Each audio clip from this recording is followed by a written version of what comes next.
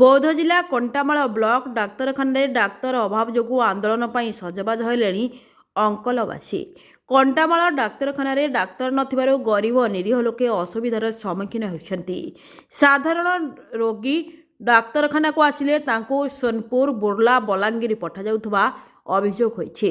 ଏଣୁ ଜିଲ୍ଲାପାଳ ଓ ଆରକ୍ଷୀ ଅଧୀକ୍ଷକଙ୍କ ଯୁଗ୍ମ ଅଭିଯୋଗ ଶୁଣାଣି ଶିବିର ଥିବା ଖବର ପାଇ କଣ୍ଟାମାଳ ଅଞ୍ଚଳରୁ ପ୍ରାୟ 200ରୁ ଉର୍ଦ୍ଧ୍ୱ ଲୋକେ ଡାକ୍ତର ଯୋଗାଇ ଦେବା ପାଇଁ ସମାଜସେବୀ ଯଦୁ ବିହାରୀ ବାଘଙ୍କ ନେତୃତ୍ୱରେ କଣ୍ଟାମାଳ କଲ୍ୟାଣୀ ମଣ୍ଡପଠାରେ ଏକ ବିଶାଳ ରାଲିରେ ବାହାରି କଣ୍ଟାମାଳ ବ୍ଲକ ଅଫିସ ସମ୍ମୁଖରେ ଏକତ୍ରିତ ହୋଇ କଣ୍ଟାମାଳ ଡାକ୍ତରଖାନାକୁ ଡାକ୍ତର ଯୋଗାଇ ଦେବା ପାଇଁ ଏକ ଆବାଜ ଉଠାଇ ଯାଇଥିଲା।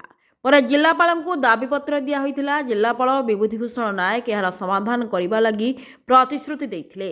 ଏହି ରାଲିରେ ଲକ୍ଷ୍ମଣ ବାରିକ, ରାମ ପଟେଲ, ସିଦ୍ଧେଶ୍ୱର ପାଣିଗ୍ରାହୀ, ବିମଳ ପ୍ରଧାନ ପ୍ରମୁଖ ଉପସ୍ଥିତ ଥିଲେ।